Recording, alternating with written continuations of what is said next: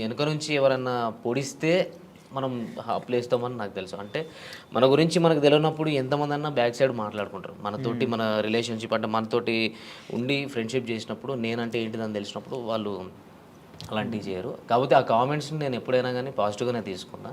ఎప్పుడు బాధపడలేదు. అంత బాధపడి అంత పెద్దగా ఏం పెట్టలేదు కామెంట్స్ కూడా.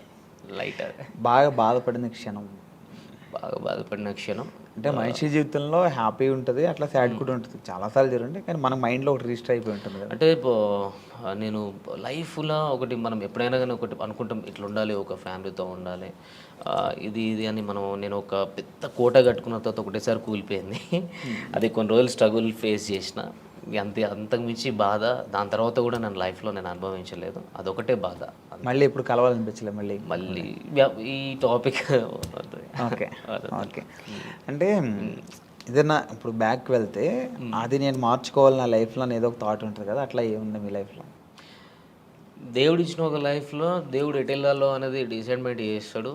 మనకు అప్ అండ్ డౌన్స్ అనేది జరుగుతూనే ఉంటుంది. దెబ్బ తాకితేనే మనకు దాని వాల్యూ తెలుస్తుంది.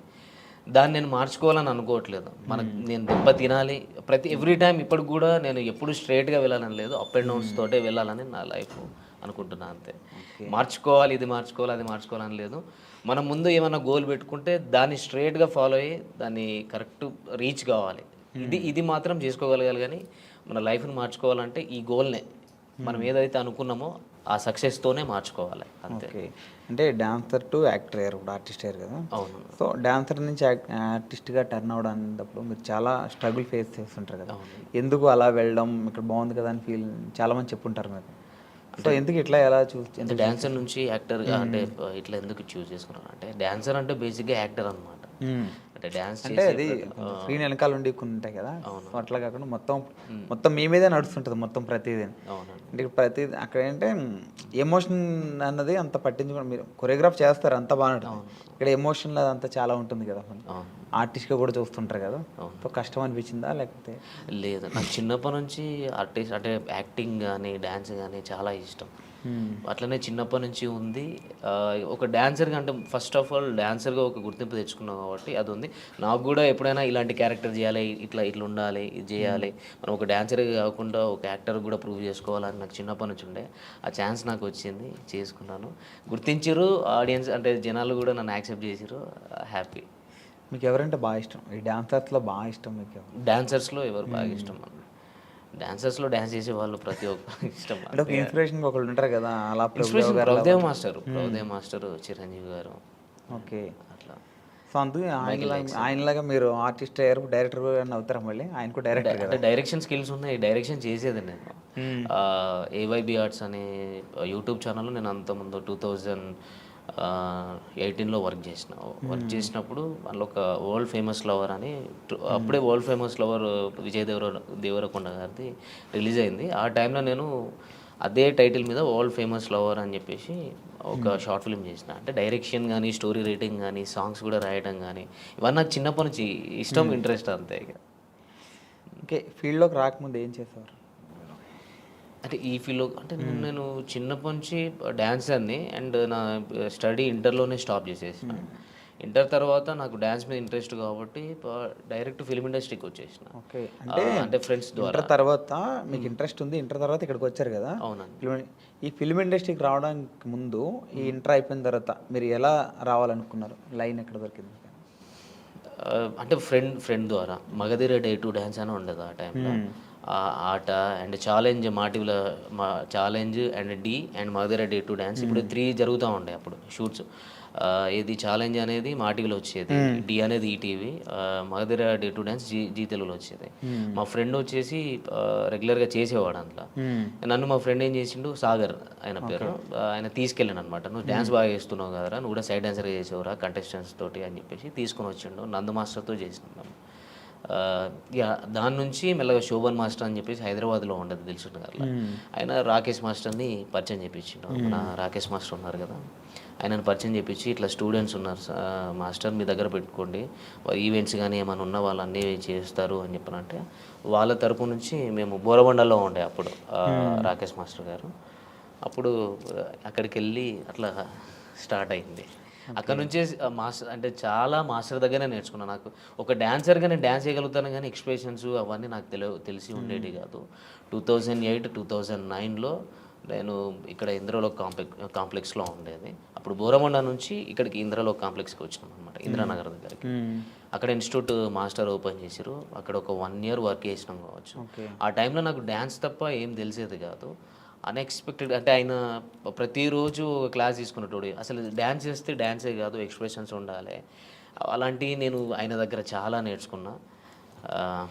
ఇప్పుడు మన మధ్యలో లేరు కాబట్టి, అండ్ ఆయన తరపు నుంచే నేను యాక్టింగ్ అనేది కొంచెం నేను చూస్ చేసుకున్నా. ఇట్లా ఉంటుంది, ఇది ఉంటుందని ఒక డాన్సర్గా నేను తెలుసుకున్నది ఆయన దగ్గరనే, రాకేష్ మాస్టర్ దగ్గరనే.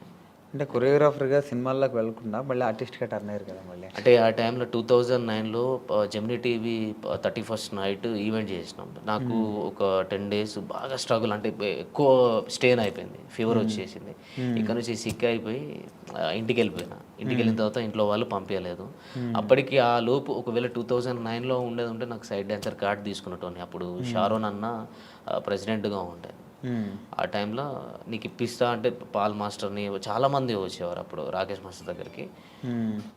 నేను ఎక్స్పెక్ట్ చేయలేదు, కానీ ఇంట్లో వాళ్ళు కొంచెం స్టాప్ చేసారు. నీకు హెల్త్ పరంగా బాగాలేదు అనేసరికి అక్కడనే ఉండిపోయి ఇన్స్టిట్యూట్ పెట్టుకోవడం జరిగింది. ఇన్స్టిట్యూట్ పెట్టుకొని మెల్లగా అట్లా అయిపోయింది. అట్లనే డాన్సర్గా ఉండి ఒక ఆర్టిస్ట్గా ఈ యూట్యూబ్లోకి నేను అన్ఎక్స్పెక్టెడ్గా వచ్చిన. నాకు అంటే డైరెక్ట్ మూవీస్లోకి వెళ్ళాలి అన్నట్టు ఉండేది. అంటే నాకు డైరెక్ట్ టచ్ అక్కడికి వెళ్ళిపోయినా. రాకేష్ మాస్టర్ తరపు నుంచి నేను ఏదో మూవీస్లోకి వెళ్ళాలి, మూవీస్లో కొరియోగ్రాఫర్ కావాలి, డాన్సర్ కావాలి అనే థాట్ నుంచి కొన్ని మధ్యలో డిస్టర్బెన్స్ల వల్ల స్టాప్ అయిపోయి అక్కడనే మా ఊరు గోదావరికి అని అక్కడనే స్టాప్ అయిపోయినా. అక్కడ స్టాప్ అయిపోయి అన్ఎక్స్పెక్టెడ్గా ఒక సిచ్యువేషన్ జరిగింది. అటు నుంచి ఇళ్ళకు రావడం జరిగింది. యూట్యూబ్లోకి రావడానికి మీకు ఎవరు హెల్ప్ చేశారు? అంటే ఎవరు చెప్పారు ఎట్లా యూట్యూబ్లో చేద్దాం మనం అని చెప్పి? యూట్యూబ్లోకి మా ఫ్రెండ్ ఉండేటోడు, చరణ్ అని. చరణ్ వాడు మూవీస్ చిన్న మూవీస్ చేసిండు, అవి ఇంకా రిలీజ్ కాలేదు, నార్మల్ తక్కువ బడ్జెట్. వాడు ఎప్పటికీ యూట్యూబ్ మీద కాన్సన్ట్రేషన్ ఉండేది. అసలు నాకు యూట్యూబ్ మీద అంత ఐడియా లేకుండే. వాడు ఎక్కువ యూట్యూబ్లో ఇది ఉంటుంది, అది ఉంటుంది అని కవర్ సాంగ్స్ నాతో చేయించుకున్నాను. అంటే నా మైండ్ అప్పుడు నేను కొంచెం స్ట్రగుల్లో ఉండే, మైండ్ అంటే బాగా డిప్రెషన్లోకి వెళ్ళిపోయి ఉండే. వాడు దాంట్లో నుంచి బయటపెట్టడం కోసం వాడు యూట్యూబ్ అనే ఛానల్ని ఇంట్రడ్యూస్ చేసింది నాకు. కవర్ సాంగ్స్ చేద్దాం రాదని అన్నప్పుడు చేస్తే అందులోకెళ్ళి తీసుకొచ్చి ఇక్కడ హైదరాబాద్లో బోరబండాల మన అత్తాపూర్ దగ్గర శ్రవంత్ బంటి సార్ అని ఉంటారు. శ్రవంత్ బంటి వాళ్ళది ఏవైబీ ఆర్ట్స్ అనే ఛానల్. అంటే నేను డిప్రెషన్లో నుంచి బయటికి రావడం కోసం వాడు ఏం చేసిందంటే ఆ ఛానల్ తీసుకెళ్ళి చేర్పించిండు. అక్కడ వాడు వదిలేసి వెళ్ళిపోయాడు. అరే చేసుకో, ఎందుకనంటే వాడు నా గురించి ఏం చూసినాడంటే నీకు టాలెంట్ ఉంది, నువ్వు అంతా ఇక్కడనే అయిపోవద్దు, నువ్వు ఇక్కడనే ఉంటే చచ్చిపోతావు కావచ్చు అనే రేంజ్లో అంత పిచ్చిగా ఉండటంనే వీడు మారిపోవాలంటే వీనికి ఏదో ఒక పని ఉంటే వీడు మారిపోతాడు అన్నట్టు తీసుకుపోయి నన్ను అక్కడ వేసిండు. అక్కడ నాకు డ్యాన్స్ నేర్పిమని సార్ చెప్పారు. ఆర్టిస్టులు వస్తూ ఉంటారు, వాళ్ళకి డ్యాన్స్ చెప్పండి మీరు అని చెప్పి అన్నారు. మంత్లీ ఇంత మీకు పేమెంట్ ఇస్తా, అది ఇది అని చెప్పానంటే అది యాక్సెప్ట్ చేసిన. తర్వాత నీ లోపల యాక్టింగ్ స్కిల్స్ ఉన్నాయి టోనీ, నువ్వు కూడా షార్ట్ ఫిల్మ్స్ చేసుకోవచ్చు, వెబ్ సిరీస్ చేద్దాం అని అంటే అన్ఎక్స్పెక్టెడ్ సరే ఓకే అన్న ట్రై చేసిన. అంటే నాకు యాక్టింగ్ చేయాలని చాలా ఇంట్రెస్ట్ ఉండే ఆ టైంలో. అనుకోకుండా చేసేసిన. టోనీ నువ్వు డాన్సరే కాదు, నువ్వు యాక్టర్ కూడా, నువ్వు అయితే ఏదో ఒక రోజు మంచిగా ఉంటుంది అది అని చెప్పని అన్నారు. మళ్ళీ అన్ఎక్స్పెక్టెడ్ అంటే ఇది మూవీ వర్షన్ నుంచి యూట్యూబ్ నుంచి ఫోక్ ఇండస్ట్రీకి రఘుజాన్ అన్న ఫ్రెండ్, వాడు కొరియోగ్రాఫర్. వాడు అన్ఎక్స్పెక్టెడ్గా నువ్వు వచ్చి సాంగ్ చేయాలని చెప్పని అన్నాడు. చలో చలో కమలమ్మ సాంగ్ చేశాను. అప్పుడు కూడా నాకు ఇంట్రెస్ట్ లేదు. అన్ఎక్స్పెక్టెడ్ చేసిన, అది సక్సెస్ అయింది. వెంటనే అదే ప్రొడ్యూసర్ నాకు కాల్ చేయడం జరిగింది. చాలామంది నంబర్స్ తీసుకొని ఇట్లా టోనీ బాగా చేస్తున్నాడు ఫోక్ ఇండస్ట్రీలో, ఆయన చేసిన సాంగ్ ఫస్ట్ సాంగ్ బాగుంది అన్నట్టు అట్లా మెల్లగా నాకు ఛాన్సెస్ వచ్చినాయి అన్న. అట్లా వచ్చింది యూట్యూబ్లో. ఇప్పుడు మీ real name Vinayakanth. Okay, Vinayakanth నుంచి టోనీకి ఎట్లా అంటే నా చిన్నప్పటి నుంచి పేరు టోనీ. ఇంటి పక్కల స్కూల్లో కూడా టోనీ అని పిలుస్తారు. ఓన్లీ సర్టిఫికేట్ మీద మాత్రమే వినయకాంత్ అని ఉంటుంది. Original Tony. అయితే కిక్ అని ఎట్లా వచ్చిందంటే నేను రవితేజ ఫ్యాన్ అనమాట. రవితేజ అన్న ఫ్యాన్ని. అట్లా కిక్ మూవీ వచ్చినప్పుడు టోనీకి పక్కకు కిక్ యాడ్ చేసుకున్నాను. అప్పుడు ఎప్పుడో చిన్నప్పటి నుంచి టోనీ కిక్ అని Facebook ID first time create చేసినప్పుడు కూడా టోనీ కిక్ అని ఉండేది. అట్లనే నాకు కంటిన్యూ అయిపోయింది. అందరూ టోనీ కిక్ అనడం. ఆయనతో ఏదో ఒక సాంగ్ కొరియోగ్రఫీ చేస్తారనుకుంటే ఇప్పుడు ఆర్టిస్ట్గా అయ్యారు అంటే ఆయన పక్కనే ఆఫర్ వస్తే ఎట్లా ఫీల్ అవుతారు? ఇప్పుడు రవితేజ గారి పక్కన చెప్పలేము. మనకు అంత అభిమానిస్తున్నామంటే వాళ్ళ పక్కకు మనకు ఒక ఛాన్స్ వచ్చిందంటే ఇక లైఫ్ లాంగ్ మర్చిపోలేము అంతే. ఇక అది గుర్తుండిపోతుంది. నాకు అదృష్టం అనుకోవాలి. ఆ అదృష్టం ఉంటే నిజంగా చాలా అంటే కలవడం, ఫోటో దిగడం ఇది కాదు మెయిన్. ఒక్క సినిమాలో సరే కొరియోగ్రఫీగానైనా ఒక సైడ్ డ్యాన్స్గా అన్నా అట్లా చేసిన అంటే పక్కకు ఒక చిన్న క్యారెక్టర్ ఇట్లా వచ్చి వెళ్ళిపోయినా ఒక సీన్లో కనిపిస్తే చాలు. అట్లా నేను చాలా హ్యాపీ. 2 ఆప్షన్లు ఏంటంటే ఆయన పక్కన ఆర్టిస్ట్గా చేస్తావా, డాన్సర్గా అదే డాన్స్ మాస్టర్గా చేస్తావా అంటే ఏం తీసుకుంటారు రెండిట్లో? ఆర్టిస్ట్గా చేస్తాను. ఆయనతో వర్క్ చేయడం ఇష్టం. డాన్సర్గా అంటే ఇట్లా చేసి వెళ్ళిపోతారు. అదే మూవీ ప్రాజెక్ట్ ఏదైనా ఉంటే మనం మూవీ కంప్లీట్ అయ్యేదాకా ఉంటాం. అది లైఫ్ లాంగ్ నేను పోయేదాకా ఉంటుంది. ఓకే. అంతకు మించి ఏం లేదు కదా. మనం ఇష్టపడే పర్సన్స్ వాళ్ళ పక్కకే మనం యాక్టింగ్ చేస్తున్నామంటే అది చెప్పుకోలేము. మరి అందుకు రవితేజ గారి మీద ఇష్టంతో కిక్ అని అట్లా అయిపోయింది. టోనీ కిక్ అయిపోయింది. బాగా హ్యాపీ మూమెంట్ ఏంటి బ్రో మీ లైఫ్లో? బాగా అంటే ఇప్పటివరకు బాగా హ్యాపీగా ఫీల్ అయింది అంటే చాలా మూమెంట్స్ వచ్చి చాలా మూమెంట్స్ ఉన్నాయి కానీ ఒక బిగ్ ఇప్పుడు సినిమా ఓకే అయింది అంటున్నారు ఇలా ఈ టైప్లో ఇది చాలా హ్యాపీ మూమెంట్. అంటే నేనైతే ఈ మూవీ అయితే చాలా హ్యాపీ మూమెంట్ అన్న. నేను ఎక్స్పెక్ట్ చేయలేదు. అంటే నేను ఎప్పుడూ అనుకుంటాను ఒక డాన్సర్గా ఒక ఆర్టిస్ట్గానే ఉంటా అంటే ఒక యూట్యూబ్లోనే ఉండిపోతా కావచ్చు. ఎందుకంటే మనకు ఒక హైట్ లేదు, మనకు అంత గ్లామర్ లేదు, హీరో అంత లేదు అంటే నేను అనుకుంటా. నేను ఎక్స్పెక్ట్ అంటే నా ఫీల్ అవుతా ఉంటా. అంటే కొంచెం ఇంకొక 2 ఇంచులు 3 ఇంచులు హైట్ ఇచ్చిన అయిపోరా, కొంచెం గ్లామర్ ఇచ్చిన అయిపో అన్నట్టు మనం ఫీల్ అవుతూ ఉంటాం. అంటే నేను ఫీల్ అవుతూ ఉంటాను. కానీ సడన్గా నువ్వే హీరో, నీతోనే ప్రాజెక్ట్ చేస్తున్నాం, ఇన్ని కోట్లు పెట్టి చేస్తున్నాం అని అన్న తర్వాత అది హ్యాపీనెస్గా చెప్పలేంది. నేను ఆ రోజు మాత్రం అగ్రిమెంట్ అయిపోయి అన్నీ కంప్లీట్ అయిపోయినాయి అన్న రోజు నేను ఎక్స్పెక్ట్ చేయలేదు. అసలు ఒక డైనమాలా ఉన్నా. కానీ అందరికీ ఇంటికి ఫోన్ చేసిన, అమ్మా నీ కొడుకు హీరో అయింది అమ్మా, ఇది పరిస్థితి, ఇన్ని కోట్లు పెట్టి చేస్తున్నారు, నీ కొడుకు మీద ఎంత నమ్మకం పెట్టుకున్నారు, ఇది ఇన్ని రోజులు కష్టపడ్డదానికి నేను ఎక్స్పెక్ట్ చేయలేని ఫలితం అనేది వచ్చింది. అంటే నేను ఎన్నో స్ట్రగుల్స్ నుంచి వచ్చిన అది మామూలుగా తప్పేను.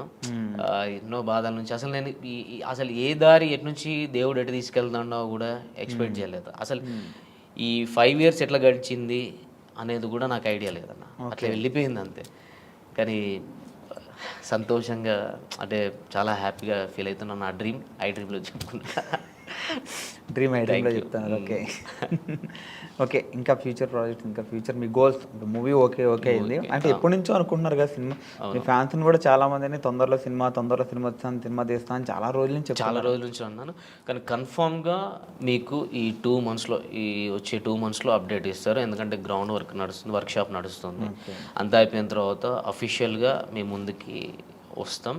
మీరేం డిసప్పాయింట్ కావద్దు. ఖచ్చితంగా అంటే నేను చెప్పే మాట ఇన్ని రోజుల నుంచి నేను మాటగా చెప్పిన, ఇప్పుడు నేను హార్ట్ఫుల్గా నేను ఓపెన్గా చెప్తున్నాను. ఇది నేను చెప్పడం కాదు, మీకే ఇంకో 2 నెలల్లో తెలుస్తుంది. మీరేం డిసప్పాయింట్ కావద్దు. సాంగ్స్ కూడా రావట్లేదు, చేయట్లేదు అని అనుకోవద్దు.